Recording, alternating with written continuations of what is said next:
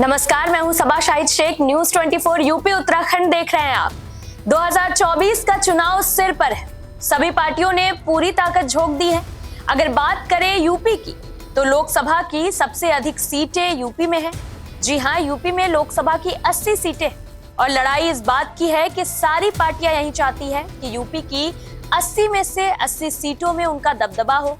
वहीं यूपी में अगले साल अप्रैल महीने में राज्यसभा की सीटें खाली हो रही। मई के महीने में विधान परिषद की 13 सीटें खाली हो रही है। एमपी और एमएलसी बनने के लिए अभी से दमखम से तैयारियां शुरू हो गई। दावेदार अपना अपना समीकरण बिठाने में लगे हैं। लोकसभा के समय होने वाले इन चुनावों से सोशल इंजीनियरिंग भी दुरुस्त करने की तैयारी।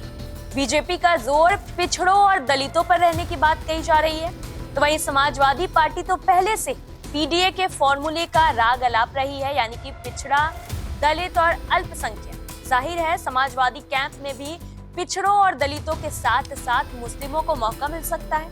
दोनों पार्टियों के नेता अपनी अपनी चुनावी बिसात बिछाने में लगे हुए हैं। दरअसल उत्तर प्रदेश में लोकसभा चुनाव के साथ दोहरी फाइट देखने को मिलेगी। एक तरफ लोकसभा चुनाव को लेकर सपा बीजेपी जोर लगाएगी, तो वहीं विधान परिषद के लिए दोनों दलों के बीच तगड़ा मुकाबला होगा।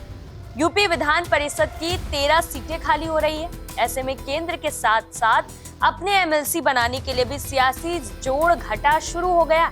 विधान परिषद की खाली हो रही सीटों में से बीजेपी के पास 10, सहयोगी अपना दल के पास 1 सीट है। इसके अलावा समाजवादी पार्टी और बहुजन समाज पार्टी के पास एक सीट। अब इन सीटों पर 5 मई से पहले चुनाव कराया जाना है। वही समाजवादी पार्टी से फिल्म अभिनेत्री जया बच्चन, समाजवादी पार्टी से राज्यसभा सांसद। जब चुनाव हुआ था तब बसपा और समाजवादी पार्टी का गठबंधन था और बीजेपी के मैनेजमेंट के आगे बसपा राज्यसभा का चुनाव हार गई। उस समय चुनाव में क्रॉस वोटिंग में बीजेपी ने अपने सभी 9 उम्मीदवार जिता लिए थे। वहीं आपको बता दें कि यूपी में 2022 विधानसभा चुनाव के बाद हालात बदल गए।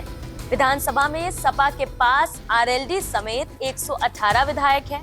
इनमें 109 सपा के और 9 विधायक रालोद के, जबकि एनडीए गठबंधन के पास 279 विधायक हैं, जिनमें बीजेपी के 254, अपना दल एस के 13, निषाद पार्टी के 6 और भाजपा के 6 विधायक शामिल, जबकि कांग्रेस के 2, बसपा का 1 और जनसत्ता दल के 2 विधायक। ये दल जिसे समर्थन देंगे उससे यूपी का सियासी गणित बदल भी सकता है।